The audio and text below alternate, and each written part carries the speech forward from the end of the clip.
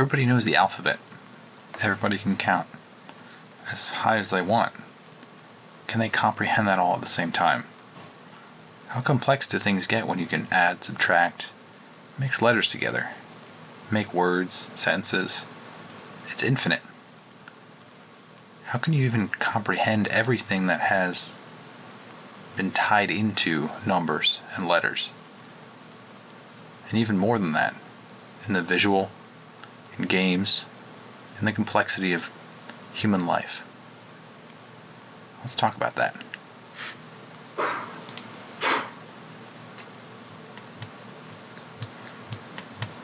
So I'm Dan. And I'm Nick, folks. We're old friends dissecting one topic at a time. People, technology, media, we've got it all covered. Each discussion here is a deep dive into our unique perspective.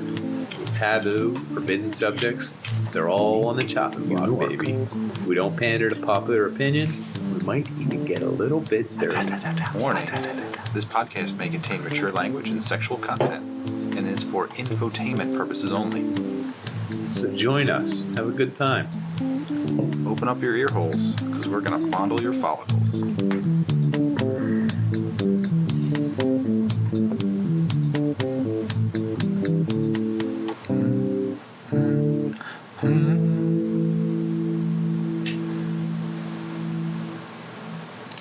So, I'm Dan.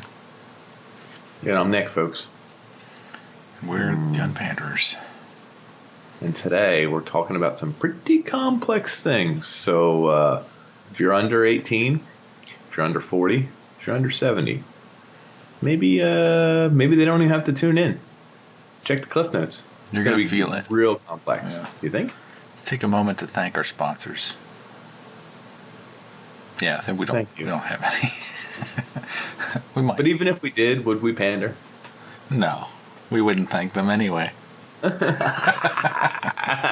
Oh, shit. No one's going to listen to this thing. Thank you, Amazon. For delivering my packages today when I paid for you to do that. So, we're going to talk about complexity, comprehension, and then satisfaction. Weird that they're all related. You would think they aren't, but maybe they are. I don't know how I'm going to tie this together, but I'm sure we can bullshit our way to it. I doubt it. My money's on the other guy tonight.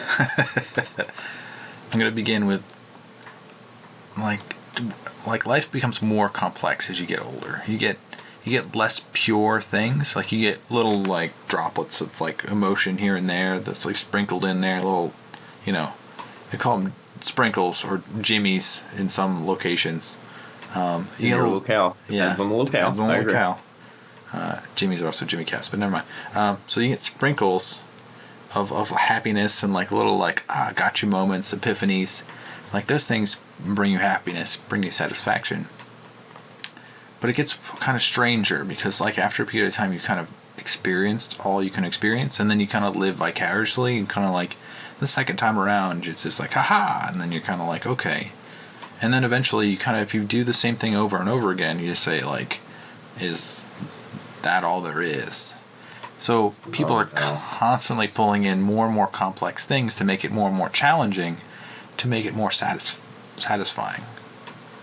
Is this diminishing returns? Can we just skip ahead to the end? And we're done. No. This isn't diminishing returns. It is. What you were just discussing kind of is. You're doing the same thing over and over. You have to up the ante.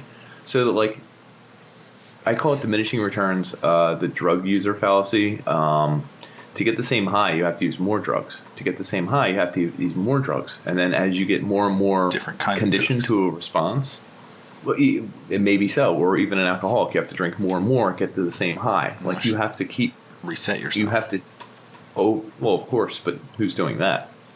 We're all chasing that good, fun stuff. Silly humans. Woo! Woo!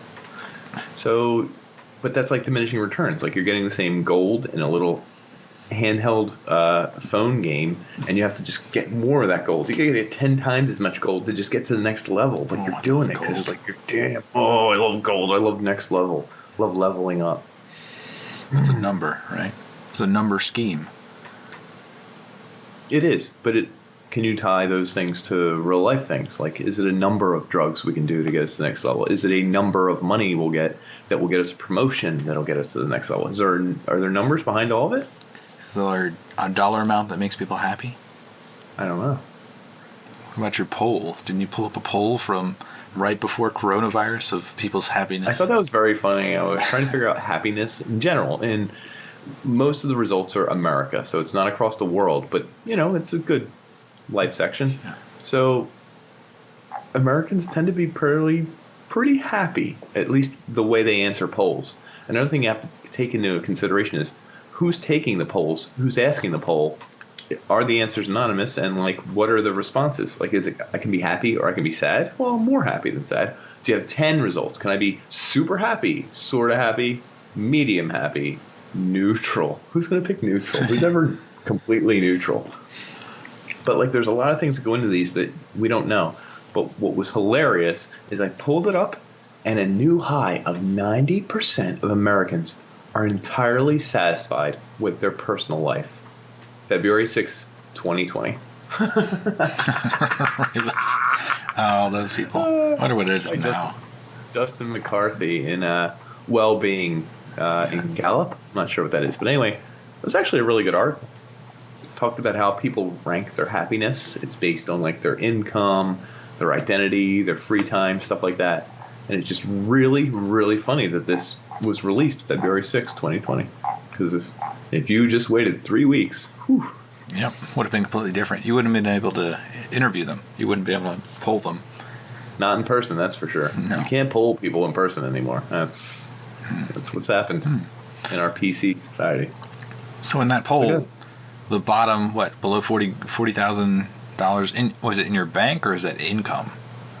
I believe it's income because the top one is 100,000 plus income. And most people are super happy, right? It's they based it on. So these are all the things that are effective in your life. I'm white. I have $100,000. I'm Republican. I have children under age 18. You check off all these boxes for what you are, and then they grade you overall. Are you satisfied with your life, or are you not satisfied with your life?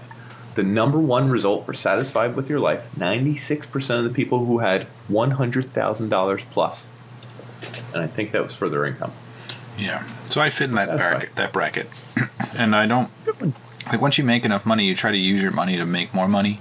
And at that point, it becomes a very tricky game because there's so many people in that bubble, and you feel like you're missing opportunities. Like when the pandemic happened and the stock market like bottomed out, aka the poll linked over time, it showed that people were happy when the stock market was high.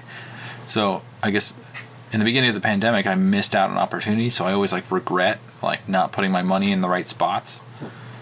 So that pains me because I'm a perfectionist. I like not to get things wrong, and I got something wrong there. So, but it's too complex to really understand it, and there's way too much going on to feel like I should have known. Isn't there a point where, though, that they're satisfied, and it doesn't necessarily mean they're satisfied with their income or the money they have? It's just they're satisfied, and also, by coincidence, I make over $100,000 a year. I think that's like, do you know taking what I care mean? of the basis. You're tying 100%. I agree, but you're saying you're chasing the money. The chasing the money seems to be the happiness. Yeah. In your scenario, versus maybe it's not a basis for happiness is chasing it and getting as much as you can. It's just once you reach over that amount, you should be able to cover your bases and maybe focus on other things. I'm not giving you advice. I'm just saying. Yeah. So there's a piece there of like setting goals and setting new ones, and then like achieving goals in the same scheme. So I think whenever I play like games or even in life, it's when I'm first learning something, I get super frustrated and I hate it. And it's like it's really complex at the beginning, and you start to comprehend it, and it becomes less and less complex. And then somewhere in the middle, you kind of feel like you're achieving, you're striving, you're doing better. And then I guess towards the end, you kind of top out. And when you top out, you don't really have anything to strive for. So you just kind of like, it doesn't like feel quite right. Do you feel that? This is like with a video game. Well, it's like playing a game like Dishonored, or you never played that one, but there's certain video games that have a steeper learning curve than others, and they're wide open. You can do so many different things. It's overwhelming. You just can't figure out how to do anything. But once you find your niche, or like a way to like cheat the system, like you can kind of, oh, I'm really good at this, and oh damn, I can get so much gold from this, or I can get so much credit from this, or so much clout from this in real life, or so much praise from this in real life. You bang it over and over again to the point of like you're sort of spamming it, you're cheating a little bit, and then you're getting back big time results, and you're leveling up, you're promoting yourself, you're getting more money, you're doing whatever it is you're good at, and you're using the system. At that point, there comes a point where diminishing returns, I'll say. I know that sounds crazy, but you keep doing it, but you're not leveling up as much. You're not achieving the same high. You're not getting as much out of it. And so I think in one sense, you've exposed that you're cheating the system. There are dozens of different ways to achieve that goal, and I think if you apply different ways, you might find they're interesting. It's like easy with Dishonored, because I can say I can stealth everyone and use like sleeping darts and break people's necks and not get caught ever, and quick save and quick load, and I never see. But there's other ways to play the game. I mean, there's ways to level up your strength. There's ways to level up your health. Magic, invisible. Like, do you remember? Oh, yes, you do. The Dishonored dude who can play at incredible pace. He cuts people's heads off. He throws their own heads at them. Oh, and then like shoots an arrow through that. Yeah. And shoots an arrow through that head. And as he's falling off a building, he's killing someone. Like, there's other ways to cheat the game or get good at the game. And I think it's important that when you go too far in depth in one way, you cheat yourself the other ways. And I think that's what you're missing. Does that make sense? Yeah, it does. So I've been like mildly obsessed with playing Factorio for a really long time, for like 3 weeks now. How many minutes into the episode, Factorio? Yeah, I think I'm close to the end of it. At least I thought I was, like maybe 100 or 200 hours ago. And I realized that the satisfaction I get from that game is directly linked to the complexity that I don't understand, or like that I can't possibly get. So the cheat you don't understand. Yeah, well, the whole point of the game is to not do anything, right? It's really like you're supposed to not be like bound to your physical body. So you're gathering resources. The resources build the things that you're like. They're in this little like automation thing, like a little box, a little house, and then like you need to place more of those things and route more of the things and plug things in. It's like routing wires. So plug those in, like get an amp, get like guitars, like bunch of like plugging amps in and like routing like audio signals, like with a mixer. A bunch of people who like podcasts. It's the same idea, is that you're routing all these things in different locations for builds or different things. Eventually you get to the point where you have these like robots that take care of all of that. And like for a while, like I guess I was like, there's no way to track where everything is. So you didn't know if your robots were doing a productive enough job? Did that bother you? It's no. The robots like will follow your direction, but like there's no way to trace like that robot was here, he did that. Like literally, there's like 30,000 robots in the game I'm playing now, and they automate the process so that you can actually individually check on them. Yeah, and what I didn't realize in that game is that for the longest You're time, Jeff Bezos. Yes, and you wanted to check on your workers to make sure they weren't. Are you guys going on bathroom breaks too long? I want metrics for all of your robots. Let me see your robots here. What have you been up to 7 minutes ago? Just offhand, if your life depended on it. Have you pissed yourself yet? Is that? Oh, that's not good. You haven't. You haven't. You better. Yeah, you better work harder. Yeah. Yes, sir. So, good. Like the complexity of it is that, like, you could change one thing and there's a trickle down, and you can actually like see it. Like the satisfactory part of it is that you can actually like change one piece, and then you follow the supply line. Like you can see all the changes that you make. It's so you're in control of everything. Yeah, you can tweak it. The crazy part that I didn't comprehend, and the part that made me like completely satisfied was that there are these achievements that are completely arbitrary. and this is like life. Is that there's things that are completely arbitrary of like Xbox Live achievements, or are they in the game, or okay, yeah, that's fine. produce whatever amount for like an hour, and it's like that's hard to do.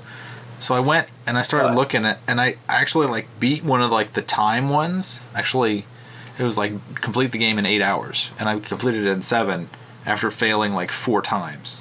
So I spent that much time doing it, and like failing and learning and like understanding that like, oh, I was doing something like inefficient. Eventually I got to a point where I was like, okay, that's not a big deal, but it wasn't really that satisfying. Like I was just like, yay, I did it, like woohoo.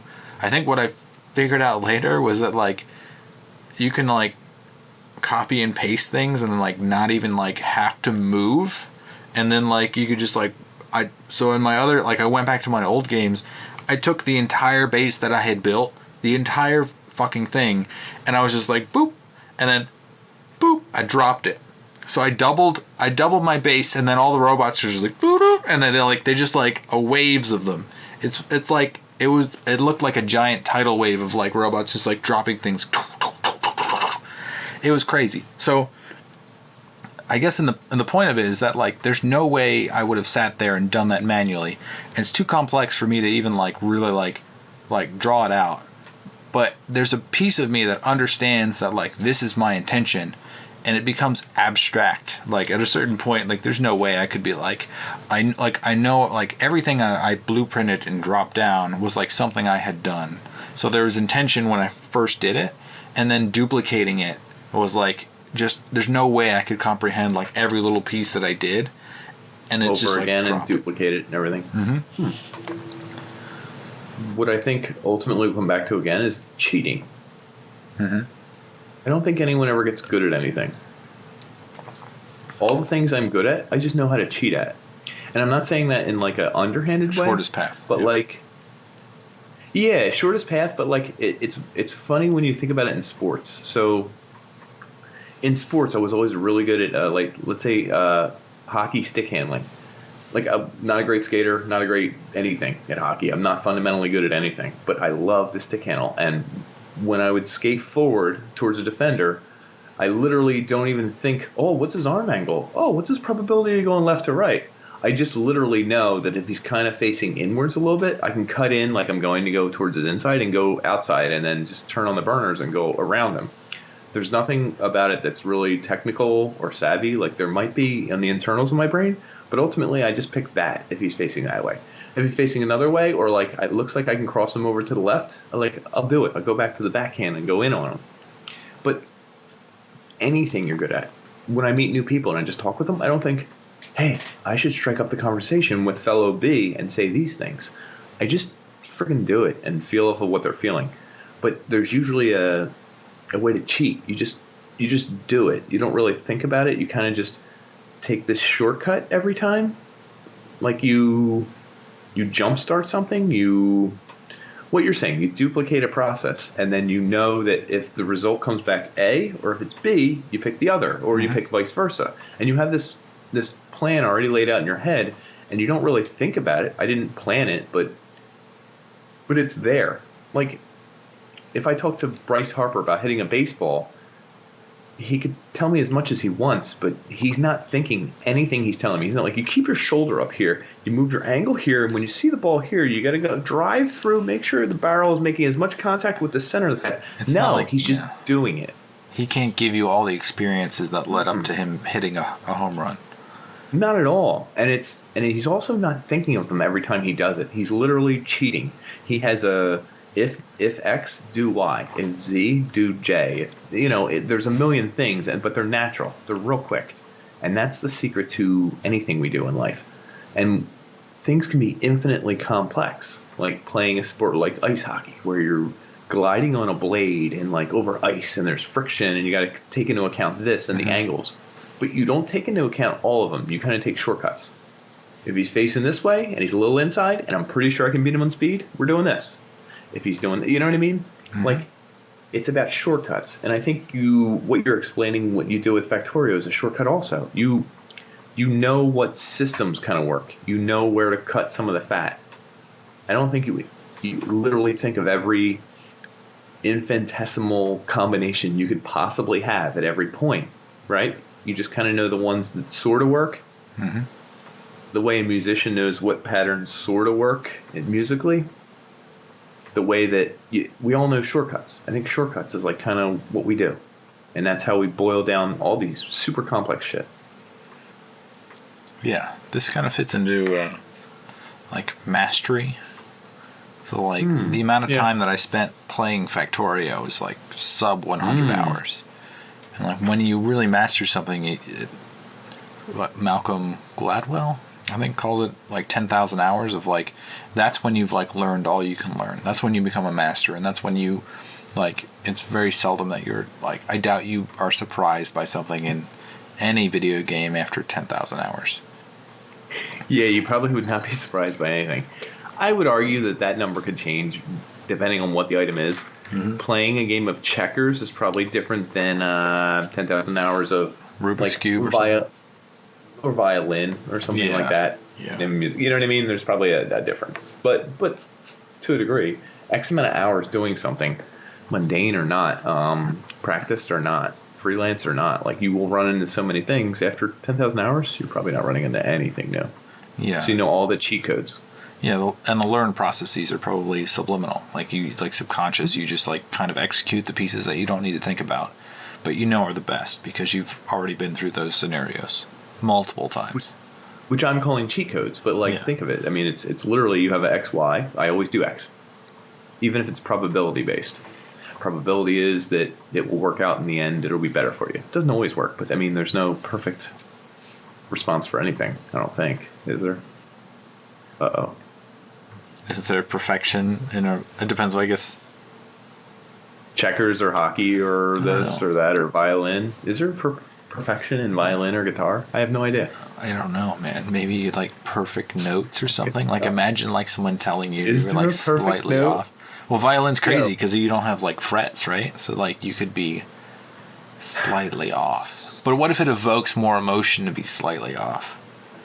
Well, which is better? I guess that's a good point. What is perfect? Here's something that's crazy that I thought we were going to get into. I don't know that we will, so I'll bring it up. When you say complex, something can be so complex where if you're playing a violin or something like that, and you're playing a note, what's happening chemically between your fingers and like the wood of the board and like the string, and how someone... even more than chemically, what happens molecularly? So let's say there's a lot of carbon and hydrogen in your fingers. Do they actually cross over into the molecules or the atoms of the violin? They have to, right? There's no way they don't touch at all. Interference between them. You have sweaty palms or something. How much crossover is there? Are there like, a couple 100,000 of my atoms cross over into its atoms? Is that what happens? I have no idea. So or are they miles apart? I have no idea. So I love this one. And I know a lot about science. Go ahead. I know science. I'm the best at science. I'm the best at science. I'm just telling you. Friggin' your molecules, how far apart are they? So, I love this one subreddit, Artisan Videos, and there was one that I showed you about the father and son making guitars. Yes. And it was like... It was a long video. Yeah, it was like an hour long. But like the way they went back and forth about things I didn't understand, and they're like, making like the bends in the wood, and then like talking about it in a way I've never heard anybody talk about it. And they both kind of like say what, like they would just kind of look at each other and nod, and be like, oh, I like this, I don't even know what terms they were using, and then they both be like, yeah, I think this, and then like they would just do it and just like kind of quietly like do things that I could never I don't think I could ever do. Like I don't know how to make a guitar. They had an entire workshop filled with these like tiny like these tools that just kind of like, oh, if we use this, like, oh, let me grab that other like whatever jig, and then like it puts tension over here, and it puts a bend in the neck at just the right angle where string tension will make sure that these notes ring out in such a way that like it's more hollow body, but like you can feel the resonance down lower than you would in a structural guitar built here. And you're like, sure, Like, if you How say about so. this? Some guy buys that guitar that we Do you think we he literally knows? watched. Yeah. Well, fuck it. Let's say he does know. It's in his house. He plays it a bunch of times. Whatever. He has kids. Eventually, his kid's like 16. All right. The kid's into whatever comes after like Mickey Mouse Club. It's like something in like the year 2040. It's some really corny ass shit. But he's 16. He invites over 3 of his friends. He kind of likes guitar because his dad has all these nice guitars. He picks up that guitar and he's playing the world's most incorrect tab for the Mickey Mouse theme song. And he's playing it to impress his friends, right? While he's doing this, like he was eating ice cream, he has sticky fingers. It's all over the thing. He's playing incorrectly on maybe the world's most beautiful instrument. Like, while that's going on, there's a news report that World War III has started. Literally, there are bombs being dropped. Children in Yemen have literally been cut in half, pieces, blown to smithereens.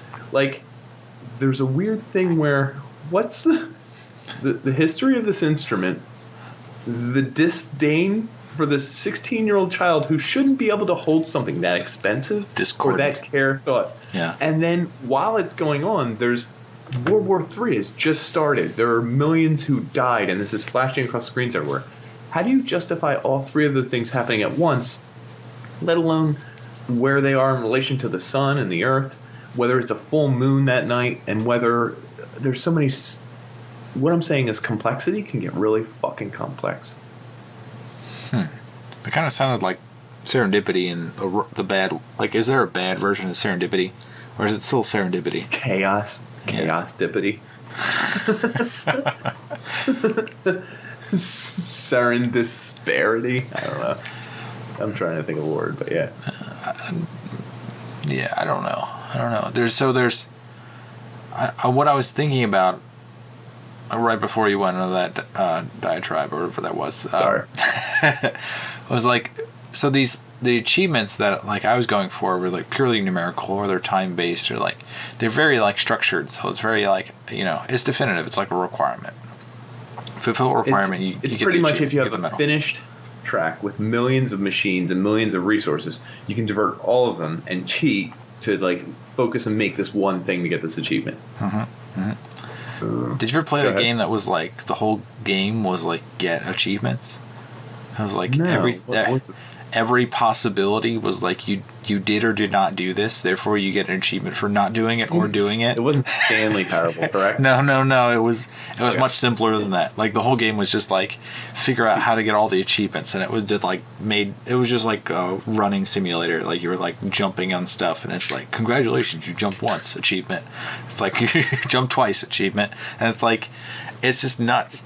Yeah. It's hilarious because that's totally playing into that perfectionist thing, but like tongue in cheek, I would hope. Yes. Yeah. And I think what you get on, when you actually like something, so like in say, what was it, Assassin's Creed or like Crackdown, or I'm sure there's other ones. Rush. It had like keys in the city, or it has these like floating orbs, or it has these flags. It's like there's a completionist element to it to like collect them all. You got to catch them all, right? So I feel like the achievements are there to give you a goal, to make you accept that the number doesn't matter. Like, no matter how many orbs or keys or, flags they put out there, you just enjoy playing the game, so you want to complete the game in the eyes of the creator. So what you're talking about is like a play it, get every ending, get every weapon, get every experience from the game. Play through as this character, play through as this character. You want every playthrough, you want every weapon, you want to experience all the endings, and you want to experience all the play styles. Everything. You just love the game, let's say. All the complexity of the game. Because there's nuances in there, right? Because like when you start to learn a little bit more about that final whatever you're getting, you like, you make a realization that like, they designed it this way because of that, or this is like a little delayed because this has to happen, or it needs to be spaced. It's just funny you say this because I'm not a completionist guy. Yeah. There's one game in my Steam library that has 100%. What the hell was it? And I'm pretty sure I know what it was. I just wanted to make sure. I'll buy you time by talking about complexity, because we play these games as like, the basis is the game, what people don't ever take into account is like achieving something while playing a game on a computer is probably like the ultimately the most complex thing you could possibly do, right?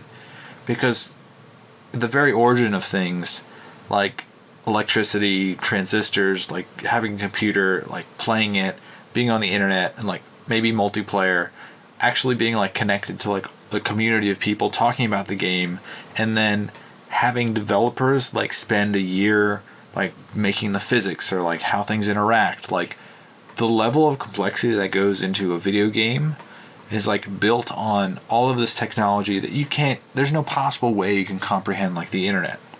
There's no way you can go to one little piece and be like take away like a few pieces from it, read a website, web page, like figure out this one thing, but the entirety of life is figuring out like one thing and then like okay, next thing, and then like you make little connections along the way. And sometimes you hit a bunch of connections which are an epiphany. What was the game? Inside. Yeah, that was it. What was like the highest level of achievement? Like what was the best one? The best one? Well, I had 100% on that one. No, I mean like out of all those achievements, which one do you remember? Pulling the worm out of the pig's ass. Do you remember that?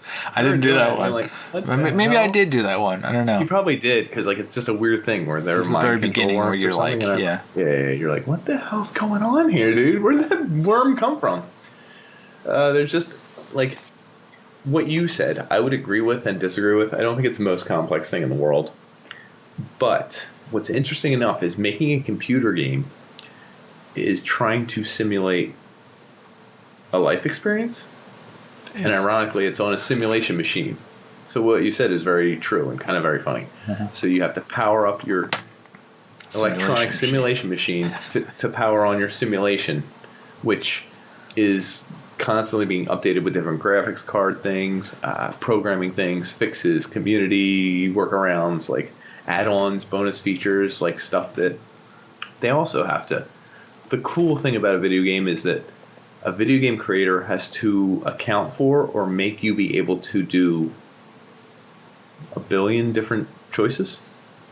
Like you have to be able to run here and then do the achievement, or here and then do the achievement, or here and not do the achievement, or here and here and here and here and then do the achievement. Like there's so many, you can do everything quickly, slowly, the wrong way, the right way, and I think that is kind of cool. So you touched on like distilling down to an essence of something, and like I aspire to make video games in the future. I've not made like a complete one yet. I have like pieces of them, but like I'll have ideas for games. How old was the guy who made Factorio? You got time. He was younger than I. Yeah, he's younger than me. Ever was. Yeah. But like I have these little ideas, and I think you touched on it, is that you're trying to emulate like an essence of something that you experienced when you were younger, and you're trying to replicate it or like capture what it is to, like in Factorio, capture what it is to like manage like everything down to like the minutest detail and like see the ripple effect of it. Like very few things in real life like you can actually see the ripple effects. Like you might be able to throw a stone in the water, and that's the most closely related thing. But I think you can. The problem is they take 10 times as long. Yes. And they're not reliable because in 10 years you might not care.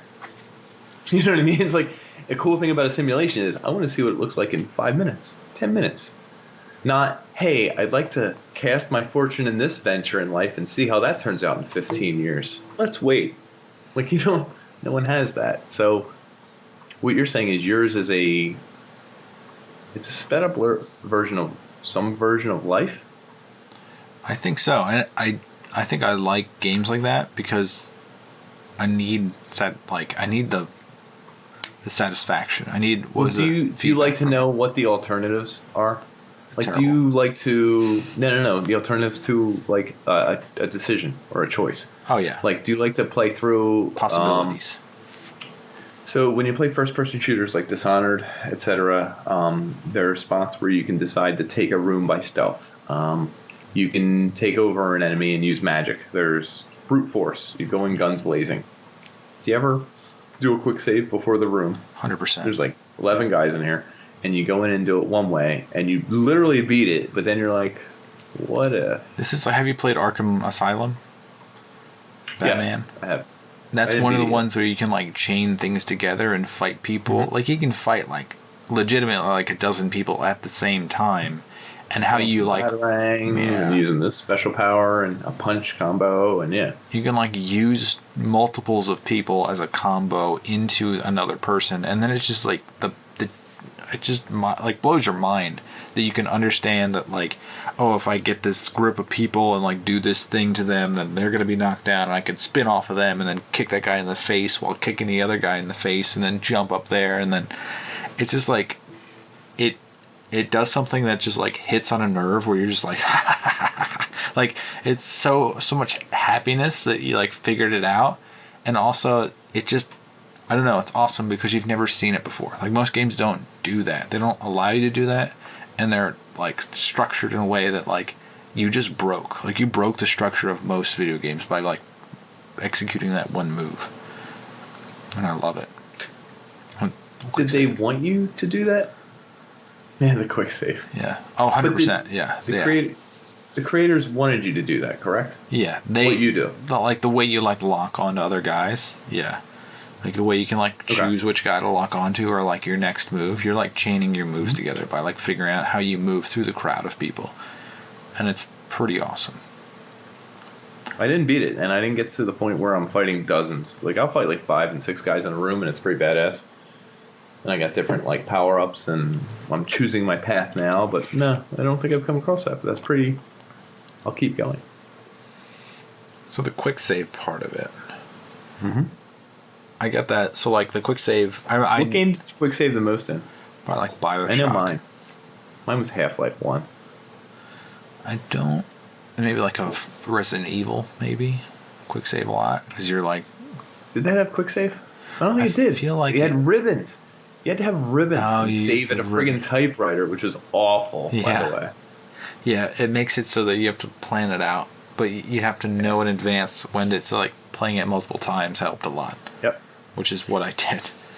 I like. Have you played multiple games over and over again? Yeah. Yeah, Metal Gear Solid. I got the ribbon. I got the stealth thing. I finished different endings for that game. This is what I was going to ask you. What did you over completionalize as far as games? I actually did that with Resident Evil 2. I got like all different endings. I tried to get tofu. I did not get tofu. You know what tofu was? Yeah, I got tofu. Block of tofu. You got the block of tofu? Yeah. Didn't you have to beat that at a certain time using like less than bullets than usual or something? Yeah. I forget what I mean. I have to look this up now. His name was Hunk, right? I think it was something. It was. Wait, and what was your power? So you boot up the game as a piece of tofu with a knife? Is that what it was? Which isn't a cool thing, which is hilarious. I think that's... So Resident Evil 2 was great because I beat it with Leon, I beat it with Claire, I beat it with like no grenades, I beat it with all grenade launchers, I beat it with infinite ammo, I beat it with just different things. Fighting Nemesis and everything. Ada Wong, and then there's a crocodile that eats a canister, and you're going to blow its face off. Games like that, you play through again and again. I enjoy those. I did this with Metal Gear Solid. It says there you beat it once as one character, and there's the other character, and then there's like a 4th survivor mode, which I don't remember at all. Yeah, I don't. They re-released this game, so maybe it's easier to get Hunk in that new mode.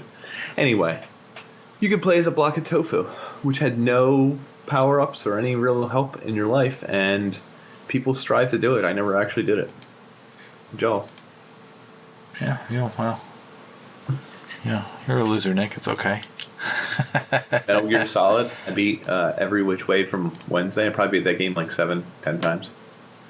This is your passion. It's crazy because like a passion for a game, like just I feel like you live the experience of the game so much so that you enjoy just the being of the game, which is a really strange thing. Yeah. We both understand thoroughly how the game feels, and we're connected to it in a way that just like there's a feedback loop of like, yeah, it should be this way, and we expect it. And like watching, I guess the difference there is watching other people fail at the same thing because you both have equal playing ground, or whatever you would call equal playing ground with playing different styles, yeah, playing each other different, right? Yeah, there's an inherent advantage that I think we had that you just kind of you absorb it, and once you're in it, I don't know. But isn't that cheating? And not even to take away from it, because cheating is just finding something, not a glitch, finding a shortcut, finding a glitch, finding something that wasn't necessarily intended or overt, and just hammering it again and again. Because we learned how to dodge bullets, how to hide behind cover, how ducking around the corner at the last second will avoid gunfire, how you can technically hit the stab button when you're X amount of feet away, even though it should be a little closer. It'll count. Timing of certain guns, and like how fast you can move, and how they like only have certain exits or certain entries, and you know that like 90-something% of the time they're going to go this way. They're going to look this way first. Because everyone's shooting. Yeah. So what else? It's funny, we got very into video games. Yeah, we did.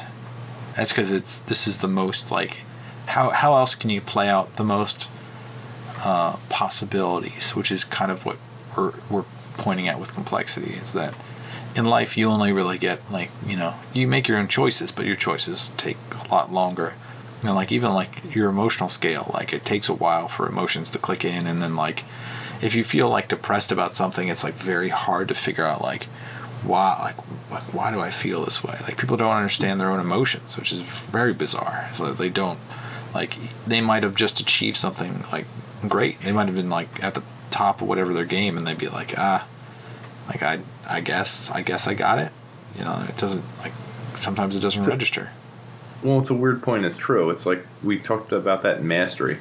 When you've worked so hard for something and you put so many hours into it, by the time you do it, whatever it is, execute the deal, perform a symphony, do all this stuff, you're not doing some grand thing that you've never done before. You're doing something you've practiced for 9,000 hours. It just feels like another practice day.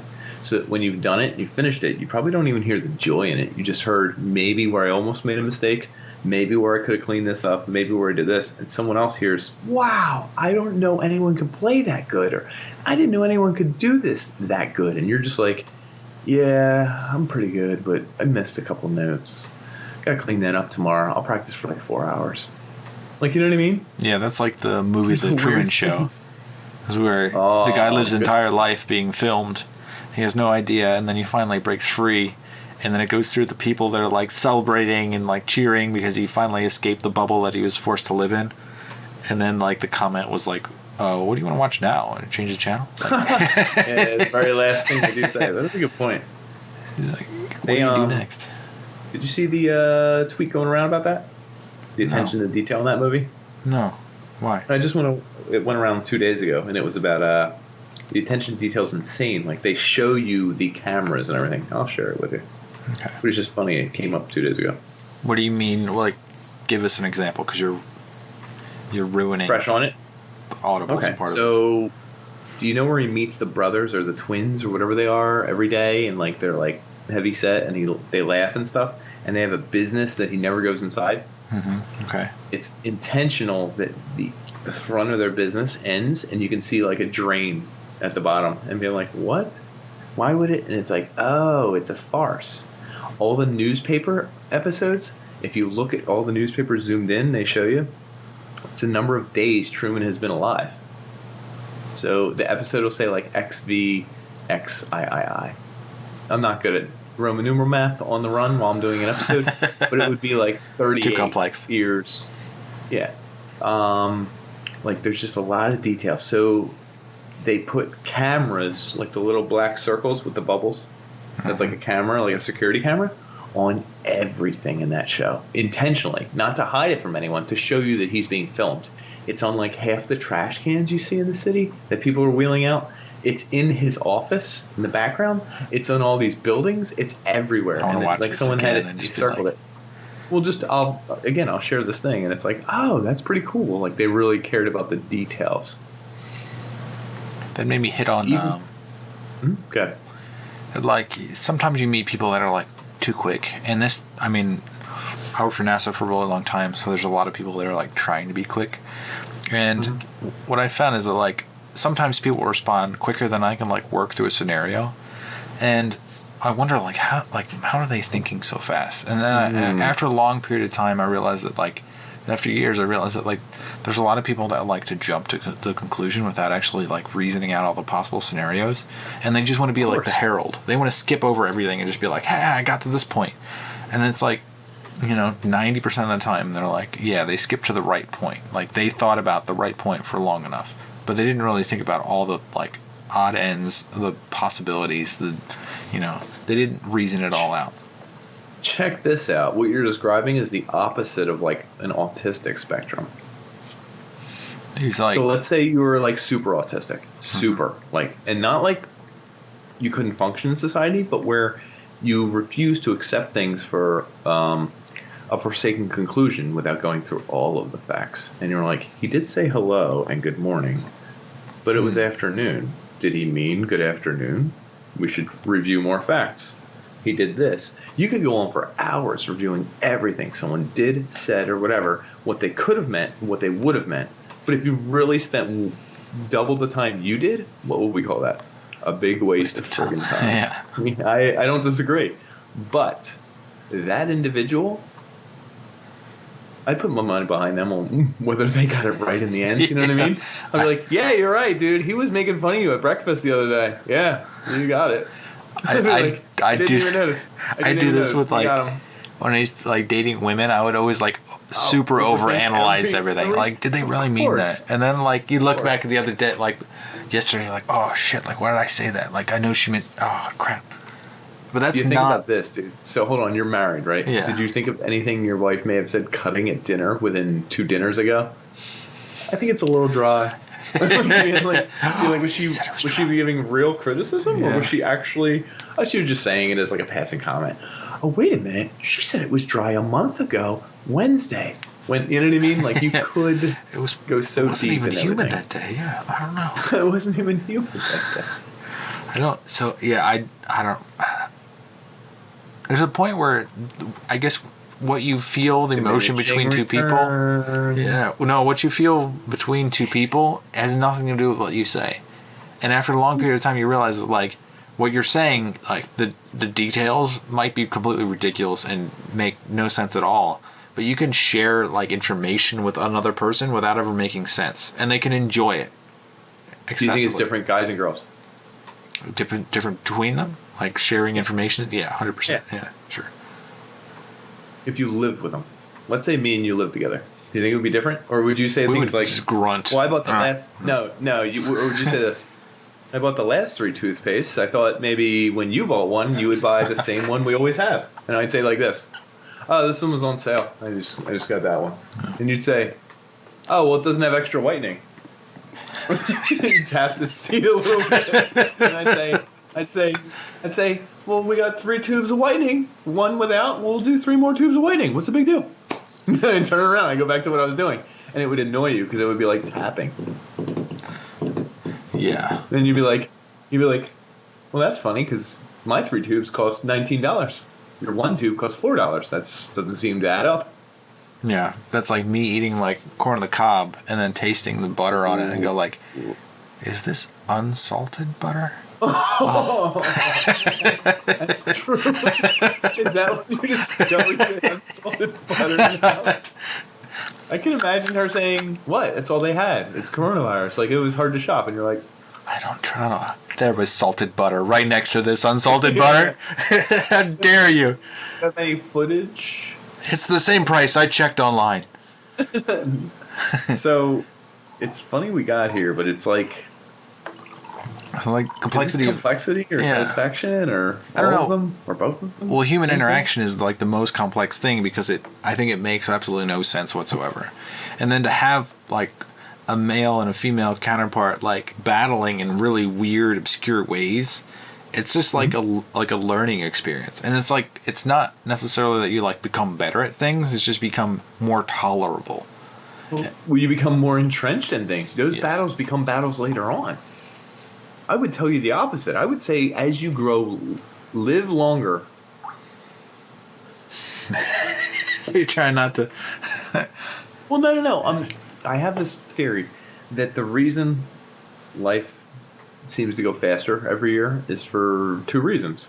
And we've literally discussed it. One, when you're 2 years old, 1 year is 50% of your life. Yeah. You relive 50% of your life. That's a long friggin' time. If you're 90, it's 1/90th of your life. Fraction. Someone do a fraction. 10%? I don't fucking know. It doesn't matter. Anyway, when you're 90, 1.1%. 1 year is like 10%ish of your life. 1 point. What did you say? When you're 90 and you add 1 year? Yeah, what is that? I have no idea. 1.1%. Really? Oh, like I say, move that decimal. Yeah. Anyway, it's 1.1% of your life. So imagine 1.1% of your life right now, and you're like, yep, just did it again. Like, natural progression. Everything seems like it's moving quicker. 2, you make so many new connections, find so many new people, and you hardly ever sever entirely old connections. In fact, what I would say is you develop these things like, oh, I have a friend who contacts me every 4 years. I have a friend, my aunt, I really have to visit her every 8 years.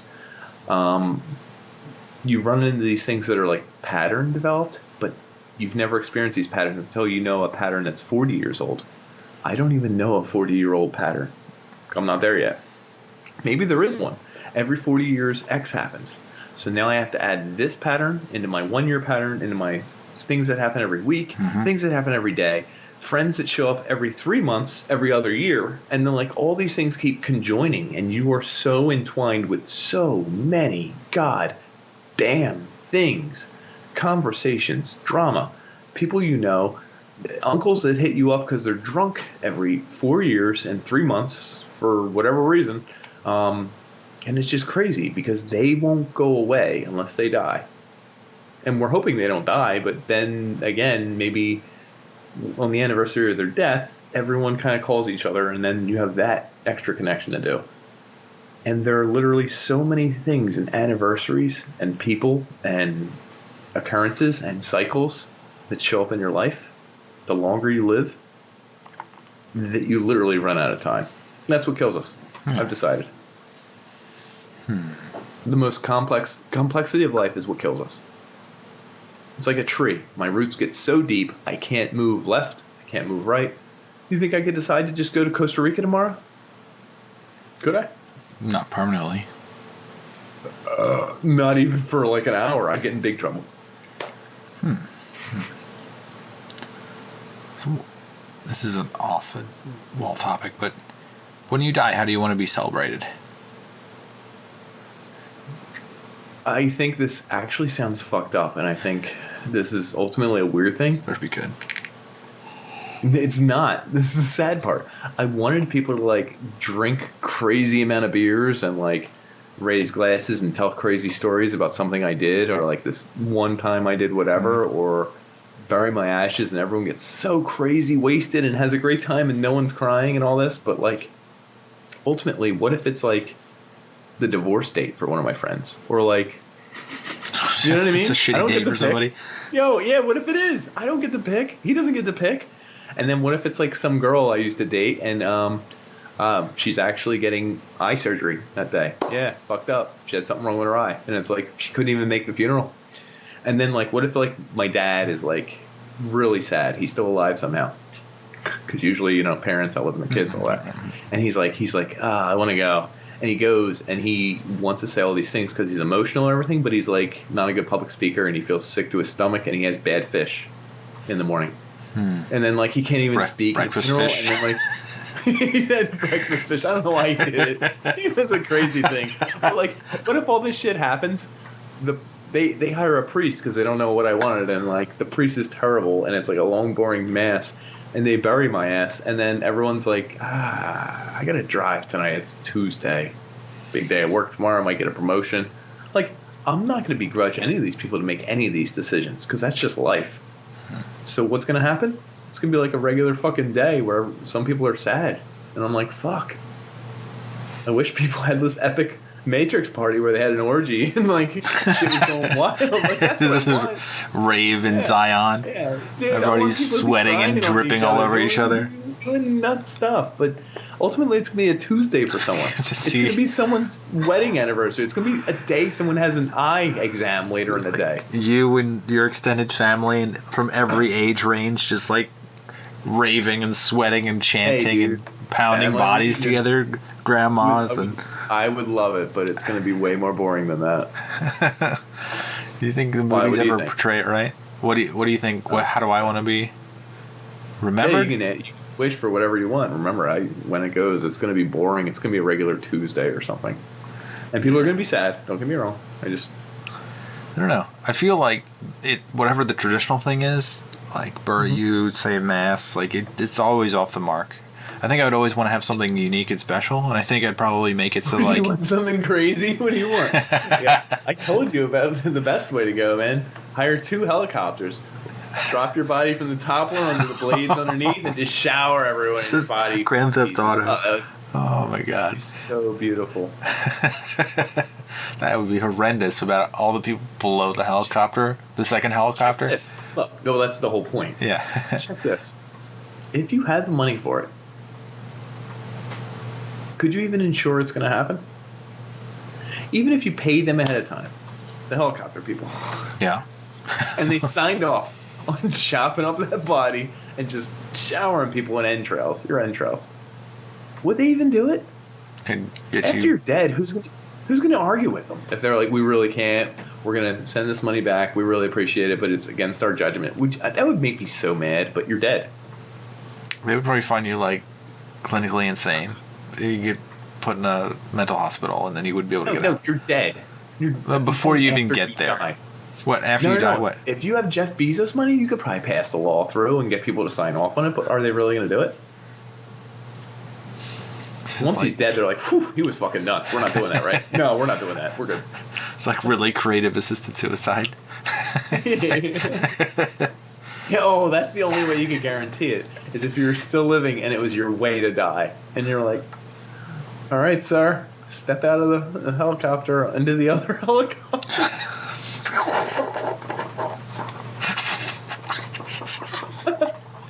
Oh my God. The loved ones are below. Enjoy your trip to Valhalla, sir. Oh my God.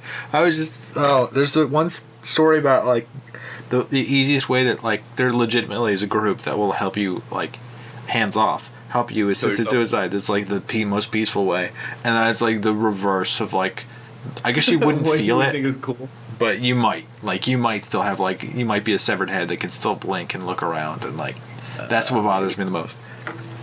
Really? You're there for, like, 5 seconds. You probably have no feeling anymore. What if they, like, somehow it, like, cauterized, like, your neck, and then you're just, like... Made you feel, ultimate feel? Yeah.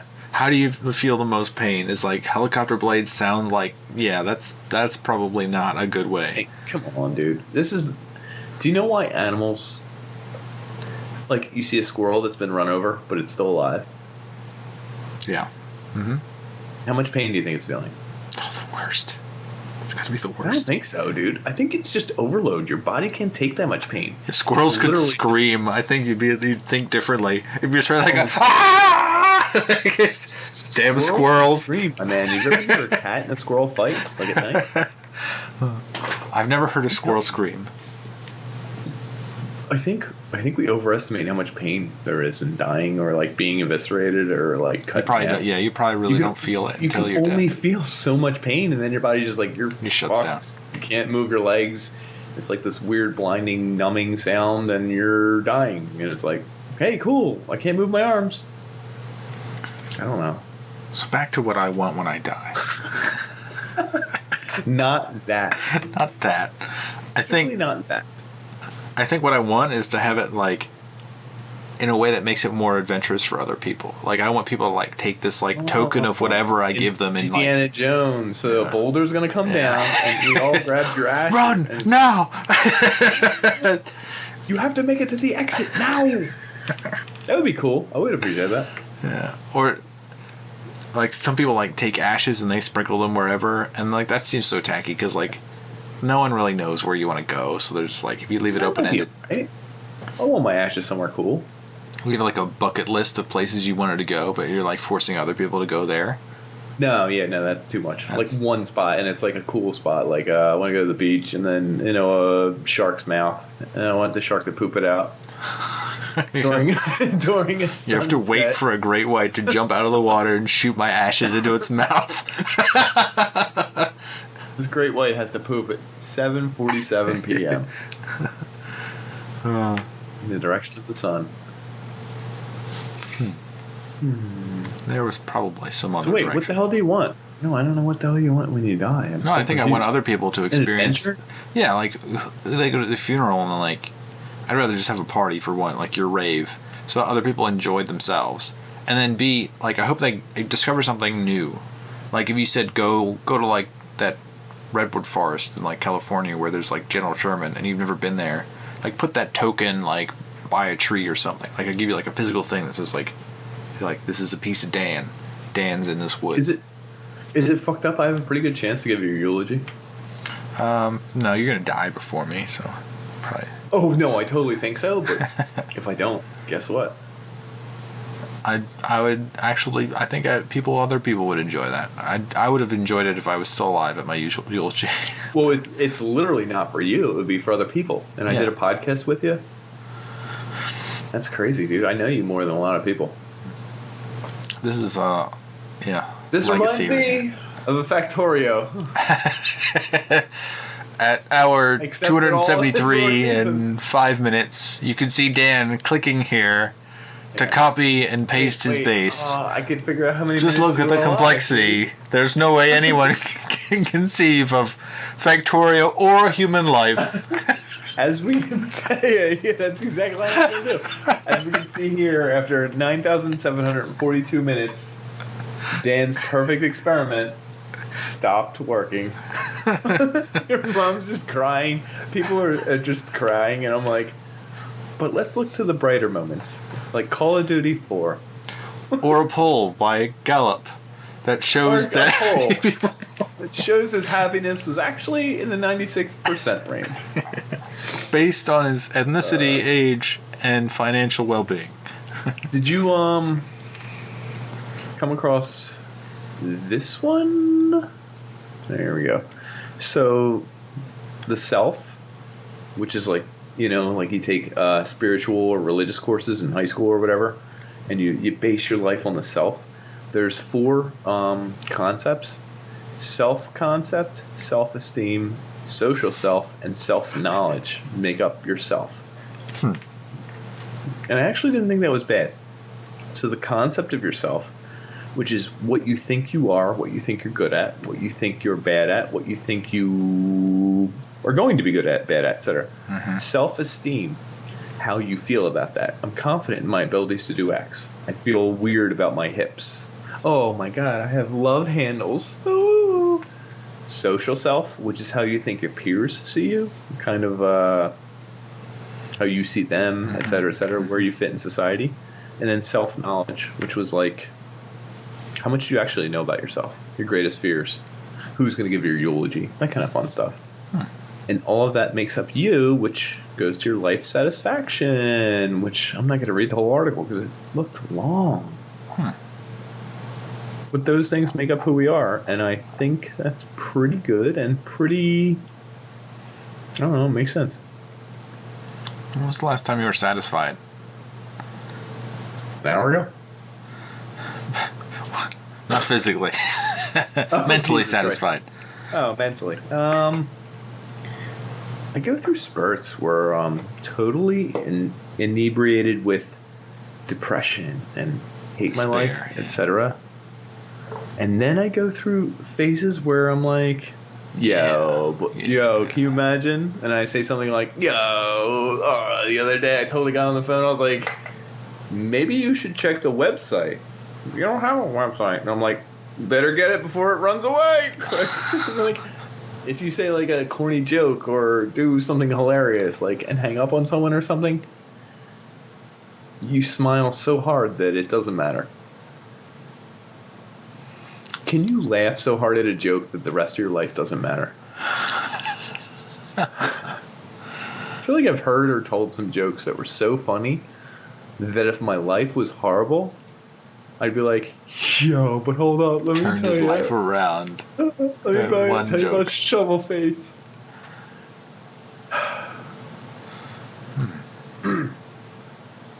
So what are we talking about? Let's wrap it up. Yeah. Coming back around. What did the even episode have to do with? It was self, confidence.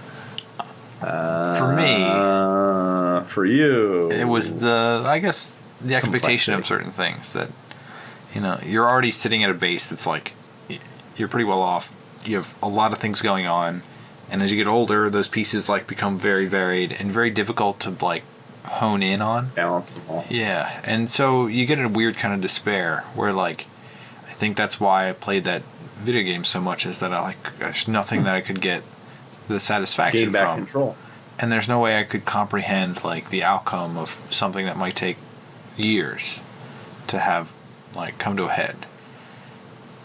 So I guess that's the essence of it, is that like life becomes so like vague yet more complex and more intricate, and there's no way to comprehend all that and bring it all in and like really digest it. Except if you play a video game and you can get an achievement and it makes you feel like you did something beyond the achievement. I don't disagree. I think everything gets broader. You just have so many new endeavors, talents, things you dabble in, people you know. I also feel like there should be more achievements after 40. Like life is such that like it's marketed towards people that are younger than 40. Like after you reach this age, like what do you? I'll say, check this. I used to think once you're like 25, like that's it. That's everything's marketed to you. Clothes, Yeah. video games, going out to party. Now I'm 35. I feel like anyone over 35, I meant. You can roll Like, do you it know what I mean? back. How Yeah. it's you can keep rolling it back, and there is. It's just like, do you care about Instagram models anymore, or like No, I just laugh Facebook? at them. It's like, this is ridiculous. So what do you think you're gonna do at friggin' 45, dude? You're gonna laugh at people who are 35. It's not gonna change. You're just moving the goalpost, and you will find your own group. And do you know how many 45-year-olds there will be when you're 45? Dozens, literally dozens in the world that are 45 with you. So I think you're very attuned to your own age group, your own section of life, your own people, the own Helicopter everyone blades. born. Your own helicopter blades. So in 10 years or so, you'll find new helicopter blades to focus on. What I will say is, this is crazy, and I didn't think of this before, but what we're talking about, it's like diminishing returns. And it's like, you can put so much into a thing, and when you first do it, I put 10% in.